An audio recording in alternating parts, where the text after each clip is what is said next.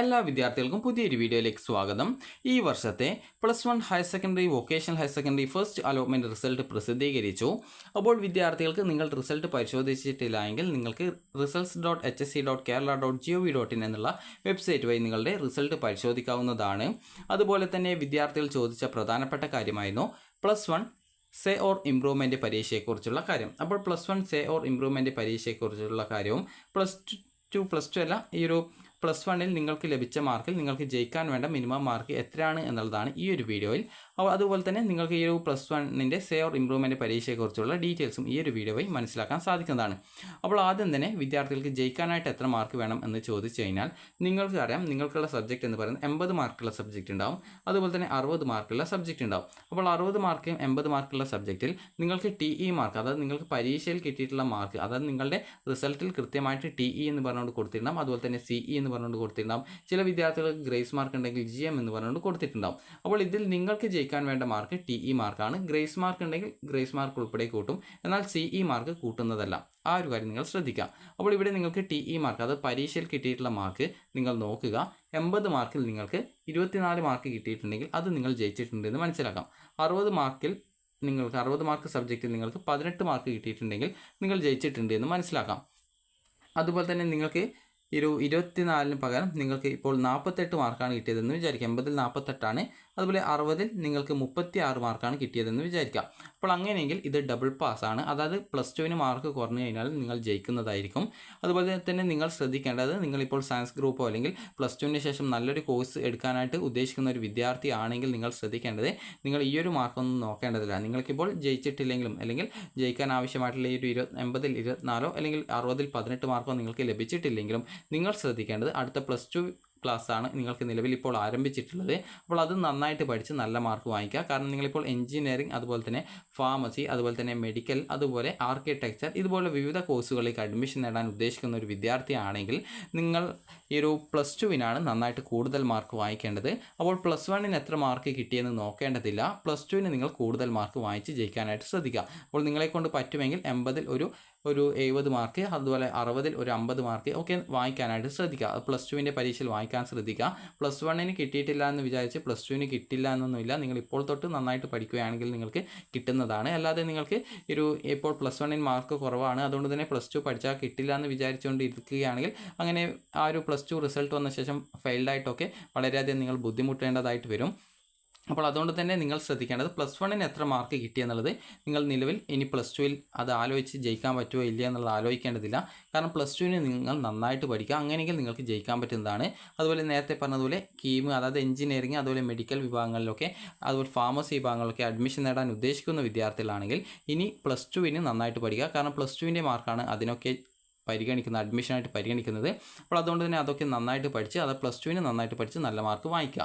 ഇനി വിദ്യാർത്ഥികൾ ചോദിച്ച പ്രധാനപ്പെട്ട കാര്യമാണ്, അതായത് നിങ്ങൾക്ക് നേരത്തെ പറഞ്ഞത് മനസ്സിലായിട്ടുണ്ടാകും, 80ൽ നിങ്ങൾക്കൊരു 24 മാർക്ക് കിട്ടിയിട്ടുണ്ടെങ്കിലും, അതുപോലെ തന്നെ 60ൽ നിങ്ങൾക്ക് ഒരു 18 മാർക്ക് കിട്ടിയിട്ടുണ്ടെങ്കിലും നിങ്ങൾ +1 ജയിച്ചിട്ടുണ്ട് എന്ന് മനസ്സിലാക്കാം. അതായത് TE മാർക്ക് നിങ്ങൾക്ക് കിട്ടിയിട്ടുണ്ടെങ്കിൽ നിങ്ങൾ ജയിച്ചിട്ടുണ്ട് എന്ന് മനസ്സിലാക്കാം. ഇതിൻ്റെ ഡബിളായിട്ട്, അതായത് 80ൽ 48 അല്ലെങ്കിൽ 60ൽ 36 മാർക്ക് കിട്ടിയിട്ടുണ്ടെങ്കിൽ ഡബിൾ പാസ് മാർക്ക് കിട്ടിയെന്ന് മനസ്സിലാക്കാം. അപ്പോൾ നിങ്ങൾ ഇതിൽ കൂടുതൽ നന്നായിട്ട് പഠിച്ച് നല്ല മാർക്ക് വാങ്ങിക്കാൻ ശ്രദ്ധിക്കുക. അതുപോലെ നിങ്ങൾക്ക് നിലവിൽ എത്ര മാർക്ക് കിട്ടിയെന്ന് ആലോചിക്കാതെ +2വിന് നന്നായിട്ട് പഠിച്ച് കൂടുതൽ മാർക്ക് വാങ്ങിക്കുക. ഇനി വിദ്യാർത്ഥികൾ ചോദിച്ച പ്രധാനപ്പെട്ട സംശയത്തിലേക്ക് വരാം. +1ൻ്റെ സേ ഓർ ഇംപ്രൂവ്മെൻറ്റ് പരീക്ഷ. +1 സേ ഓർ ഇംപ്രൂവ്മെൻറ്റ് പരീക്ഷ നിങ്ങൾക്ക് എത്ര വിഷയം എഴുതാം, പരീക്ഷയ്ക്കുള്ള രജിസ്ട്രേഷൻ എപ്പോഴാണ് എന്നിങ്ങനെയുള്ള കാര്യങ്ങൾ നമുക്ക് നോക്കാം.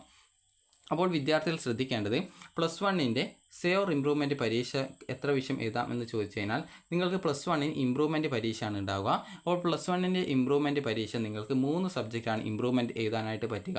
ഒരു സബ്ജക്റ്റിന് 150 രൂപയാണ് പെർ സബ്ജക്റ്റ് ഫീസ്, 40 രൂപയാണ് സർട്ടിഫിക്കറ്റ് ഫീസ് ഉണ്ടാവുക. അതുപോലെ തന്നെ സേ പരീക്ഷ എന്ന് പറയുമ്പോൾ നിങ്ങൾക്കിപ്പോൾ +1ന് ഇപ്പോൾ, അതായത് 60 മാർക്ക് സബ്ജക്റ്റിൽ നിങ്ങൾക്ക് 18, 80 മാർക്കിൻ്റെ സബ്ജക്റ്റിൽ നിങ്ങൾക്ക് 24 മാർക്ക് കിട്ടിയിട്ടില്ലെങ്കിൽ നിങ്ങൾ സേ അല്ല എഴുതേണ്ടത്, +1ൻ്റെ ഇംപ്രൂവ്മെൻറ്റ് പരീക്ഷയാണ് എഴുതേണ്ടത്.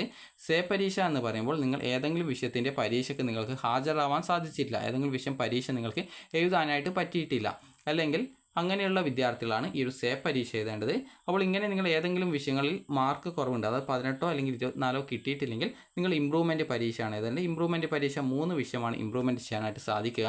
അതുപോലെ നിങ്ങൾ ഏതെങ്കിലും സബ്ജക്റ്റിൻ്റെ പരീക്ഷ നിങ്ങൾ എഴുതാനായിട്ട് വിട്ടുപോയി, അല്ലെങ്കിൽ എന്തെങ്കിലും കാരണങ്ങൾ കൊണ്ട് ആബ്സെൻ്റ് ആയിട്ടുണ്ടെങ്കിൽ അങ്ങനെ സേ പരീക്ഷയായിട്ട് നിങ്ങൾക്ക് മാക്സിമം 3 സബ്ജക്റ്റുകൾ വരെയാണ് എഴുതാനായിട്ട് സാധിക്കുക. മാർക്ക് കുറഞ്ഞവർ ഇമ്പ്രൂവ്മെൻറ്റ് പരീക്ഷയാണ് എഴുതേണ്ടത്. അതുപോലെ തന്നെ നിങ്ങൾക്ക് എന്തെങ്കിലും കാരണവശാൽ പരീക്ഷ എഴുതാൻ പറ്റാതിരുന്ന വിദ്യാർത്ഥികൾക്ക് 3 വിഷയം വരെ സേ പരീക്ഷ എഴുതാം.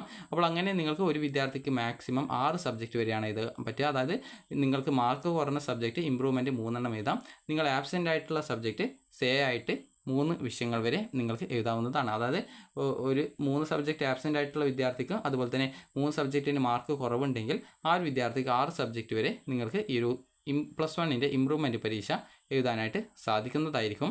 അപ്പോൾ മാർക്ക് കുറഞ്ഞ വിദ്യാർത്ഥികൾ ഇമ്പ്രൂവ്മെൻറ്റ് പരീക്ഷയാണ് എഴുതേണ്ടത്. അതോടൊപ്പം നിങ്ങൾ എത്ര സബ്ജക്റ്റ് ആബ്സെൻ്റ് ആയിട്ടുണ്ടോ ആ ഒരു സബ്ജക്റ്റ് കൂടി ഈ ഒരു 3 സബ്ജക്റ്റ് കൂടാതെ തന്നെ അതിനോടൊപ്പം എഴുതാവുന്നതാണ്. ഇപ്പോൾ ഒരു ഉദാഹരണം പറയുകയാണെങ്കിൽ, ഞാനിപ്പോൾ +1 പരീക്ഷ എഴുതി. അപ്പോൾ അതിൽ എനിക്ക് 3 സബ്ജക്റ്റിന് മാർക്ക് കുറവാണ്. അതായത് മാർക്ക് ഈ ഒരു 18 കിട്ടിയിട്ടില്ല. അതായത് 60 മാർക്ക് സബ്ജക്റ്റിൽ 18 കിട്ടിയിട്ടില്ല.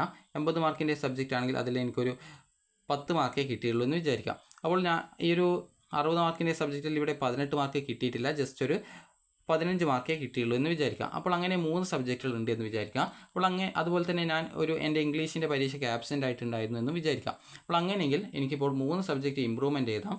അതോടൊപ്പം തന്നെ ഒരു സബ്ജക്റ്റ് ഞാൻ ആബ്സെൻ്റ് ആയതുകൊണ്ട് തന്നെ അത് സേ പരീക്ഷയായിട്ട് എഴുതാം. അത് 3 സബ്ജക്റ്റ് ഇമ്പ്രൂവ്മെൻറ്റ് എഴുതാൻ സാധിക്കുന്നതായിരിക്കും. ഇനി ഒരു ഇമ്പ്രൂവ്മെൻറ്റ് പരീക്ഷയുടെ രജിസ്ട്രേഷൻ എപ്പോഴാണ് ഉണ്ടാവുക എന്നുള്ളതാണ്. അപ്പോൾ നിങ്ങൾ +1 പരീക്ഷ എഴുതാൻ ജയിച്ചിട്ടുള്ള വിദ്യാർത്ഥികളും ജയിക്കാത്ത വിദ്യാർത്ഥികളായിരുന്നാൽ നിങ്ങൾക്ക് 3 സബ്ജക്റ്റാണ് മാക്സിമം ഇമ്പ്രൂവ്മെൻറ്റ് ചെയ്യാനായിട്ട് സാധിക്കുക. നിങ്ങൾ ആബ്സെൻ്റ് ആയിട്ടുണ്ടെങ്കിൽ മാത്രമാണ് ഇതിനോടൊപ്പം നിങ്ങൾക്ക് എത്ര സബ്ജക്റ്റാണോ ആബ്സെൻ്റ് ആയിട്ടുള്ളത്, 3 സബ്ജക്റ്റ് ആബ്സെൻ്റ് ആയിട്ടുണ്ടെങ്കിൽ 3, അല്ലെങ്കിൽ ഒരു സബ്ജക്റ്റ് ആബ്സെൻ്റ് ആയിട്ടുണ്ടെങ്കിൽ അതിനനുസരിച്ച് നിങ്ങൾക്ക് ആ ഒരു സബ്ജക്റ്റുകൾ കൂടി സേ പരീക്ഷയായിട്ട് നിങ്ങൾക്ക് ഇതോടൊപ്പം എഴുതാനായിട്ട് പറ്റും. ഇനി +1 സേ ഓർ ഇമ്പ്രൂവ്മെൻറ്റ് പരീക്ഷ എപ്പോഴാണ് ഉണ്ടാവുക എന്ന് ചോദിച്ചു കഴിഞ്ഞാൽ, +1 സേ ഓർ ഇമ്പ്രൂവ്മെൻറ്റ് പരീക്ഷ 2026 മാർച്ച് മാസത്തിലാണ് ഉണ്ടാവുക. അപ്പോൾ 2026 മാർച്ച് മാസത്തിൽ എന്ന് പറയുമ്പോൾ അതിൻ്റെ രജിസ്ട്രേഷൻ ഉണ്ടാകുന്നത് നിങ്ങളുടെ +2 പരീക്ഷ രജിസ്ട്രേഷൻ ഉണ്ടാവും. അപ്പോൾ നിങ്ങളോട് സ്കൂളിൽ നിന്ന് +2 പരീക്ഷയ്ക്ക് രജിസ്ട്രേഷൻ ചെയ്യാനായിട്ട് പറയുന്ന സമയത്ത് ആ ഒരു സമയത്താണ് +1 പബ്ലിക് എക്സാമിനേഷൻ രജിസ്ട്രേഷൻ ഉണ്ടാവുക. അപ്പോൾ ഇനിയുള്ള +1 സേ ഓർ ഇമ്പ്രൂവ്മെൻറ്റ് പരീക്ഷ നടക്കുന്നത് +1 പബ്ലിക് എക്സാമിനേഷൻ്റെ കൂടിയായിരിക്കും. അപ്പോൾ ഇപ്പോൾ +1 അലോട്ട്മെൻറ്റ് അഡ്മിഷൻ നടപടികൾ നടന്നുകൊണ്ടിരിക്കുകയാണ്. അപ്പോൾ അവർക്ക് 2026 മാർച്ച് മാസത്തിൽ പബ്ലിക് എക്സാമിനേഷൻ നടത്തും. അപ്പോൾ അതിനോടൊപ്പമാണ് നിങ്ങൾക്കുള്ള +1 ഇമ്പ്രൂവ്മെൻറ്റ് പരീക്ഷയും നടത്തുന്നത്. അപ്പോൾ അതുകൊണ്ട് തന്നെ ഇതിൻ്റെ രജിസ്ട്രേഷൻ ഉണ്ടാവുക നിങ്ങൾക്ക് +2 പരീക്ഷയുടെ രജിസ്ട്രേഷൻ എപ്പോഴാണ് വരുന്നത് ആ ഒരു സമയത്ത് നിങ്ങളോട് സ്കൂളിൽ നിന്ന് പറയും +1 ഇമ്പ്രൂവ്മെൻറ്റ് പരീക്ഷയ്ക്ക് രജിസ്ട്രേഷൻ ചെയ്യുന്ന വിദ്യാർത്ഥികൾ രജിസ്ട്രേഷൻ ചെയ്യണമെന്നുള്ളത്. അപ്പോൾ ആ ഒരു സമയത്ത് നിങ്ങൾക്ക് +1 ഇമ്പ്രൂവ്മെൻറ്റ് പരീക്ഷയും നിങ്ങൾക്ക് ഇമ്പ്രൂവ്മെൻറ്റ് പരീക്ഷയ്ക്കും നിങ്ങൾക്ക് എഴുതാമെന്നല്ല രജിസ്ട്രേഷൻ ചെയ്യാവുന്നതാണ്. അതുപോലെ തന്നെ നിങ്ങൾക്ക് ഇതിൻ്റെ പരീക്ഷ ഉണ്ടായിരിക്കുക നിങ്ങൾക്ക് +2 പരീക്ഷയുടെ ഇടവിട്ട ദിവസങ്ങളായിട്ടായിരിക്കും. അതായത് +2 പരീക്ഷ ഇപ്പോൾ തിങ്കളാഴ്ച ഉണ്ടെങ്കിൽ ചൊവ്വാഴ്ച ബുധനാഴ്ച ഒക്കെ ആയിരിക്കും +1 ഇമ്പ്രൂവ്മെൻറ്റ് പരീക്ഷ. അത് +1 പബ്ലിക് എക്സാമിനേഷൻ്റെ കൂടിയായിരിക്കും +1 ഇമ്പ്രൂവ്മെൻറ്റ് നടത്തുന്നത്. അപ്പോൾ +1 ആ ഒരു പബ്ലിക് എക്സാമിനേഷൻ എഴുതുന്ന വിദ്യാർത്ഥികളോടൊപ്പം തന്നെയാണ് നിങ്ങൾ ഇമ്പ്രൂവ്മെൻറ്റ് പരീക്ഷയും എഴുതേണ്ടതായിട്ട് വരിക. അപ്പോൾ +2 പരീക്ഷ നടക്കുന്ന ആ ഒരു സെയിം ടൈമിൽ തന്നെയായിരിക്കും +1 ഇമ്പ്രൂവ്മെൻറ്റ് പരീക്ഷയും നടക്കുന്നത്. അപ്പോൾ അതുകൊണ്ട് തന്നെ വിദ്യാർത്ഥികൾക്ക് +2 രജിസ്ട്രേഷൻ എപ്പോഴാണോ വരുന്നത്, അതായത് +2 പബ്ലിക് എക്സാമിനേഷൻ്റെ രജിസ്ട്രേഷൻ നിങ്ങൾക്ക് എപ്പോഴാണ് വരുന്നത് ആ ഒരു സമയത്താണ് വിദ്യാർത്ഥികൾ +1 ഇമ്പ്രൂവ്മെൻറ്റ് പരീക്ഷയ്ക്ക് രജിസ്ട്രേഷൻ ചെയ്യേണ്ടത്. അതുകൊണ്ട് തന്നെ നിങ്ങൾ ശ്രദ്ധിക്കേണ്ടത് +2 പരീക്ഷയ്ക്ക്, അതായത് +2 ക്ലാസ്സുകൾ നിലവിൽ ആരംഭിച്ചിട്ടേ ഉള്ളൂ. അപ്പോൾ അതുകൊണ്ട് തന്നെ അതിന് നന്നായിട്ട് പഠിച്ച് നല്ല മാർക്ക് വാങ്ങിക്കുക. അല്ലാതെ +1 മാർക്ക് കുറവാണെന്ന് വിചാരിച്ച് ഇമ്പ്രൂവ്മെൻറ്റ് ചെയ്ത് ജയിക്കാമെന്ന് വിചാരിച്ച് +2 പഠിക്കാതിരിക്കരുത്. +2 നന്നായിട്ട് പഠിക്കുക. കാരണം പല കോഴ്സുകൾക്കും, അതായത് ഇപ്പോൾ കീമാവുമ്പോൾ അതിൽ എഞ്ചിനീയറിംഗ്, മെഡിക്കൽ, ആർക്കിടെക്ചർ, അതുപോലെ തന്നെ നീറ്റ് ആകുമ്പോൾ അതിൽ മെഡിക്കൽ കോഴ്സുകൾ വരുന്നുണ്ട്, അതുപോലെ നഴ്സിംഗ്, അതുപോലെ വിവിധ വിഭാഗങ്ങളിലേക്ക് അഡ്മിഷൻ വരുന്നുണ്ട്. അപ്പോൾ അതിനൊക്കെ പരിഗണിക്കുന്നത് നിങ്ങളുടെ +2 മാർക്കാണ്, അല്ലാതെ +1 മാർക്കല്ല. അതുകൊണ്ട് തന്നെ +1 മാർക്ക് കുറഞ്ഞു എന്ന് വിചാരിച്ച് നിങ്ങൾ അത് +2 നന്നായിട്ട് പഠിക്കാതെ വെറുതെ ഇരിക്കരുത്. +2 നന്നായിട്ട് പഠിച്ച് ഇപ്പോൾ മുതൽ നിങ്ങൾ നന്നായിട്ട് പഠിക്കുകയാണെങ്കിൽ നിങ്ങൾക്ക് +2 മികച്ചൊരു മാർക്ക് തന്നെ, അതായത് A+ തന്നെ വേണമെങ്കിൽ വാങ്ങിക്കാൻ പറ്റുന്നതായിരിക്കും. അപ്പോൾ വിദ്യാർത്ഥികൾക്ക് ഈ ഒരു വീഡിയോ ഉപകാരപ്രദമായിട്ടുണ്ടെങ്കിൽ ലൈക്ക് ചെയ്യുക, ഷെയർ ചെയ്യുക. Thank you for watching.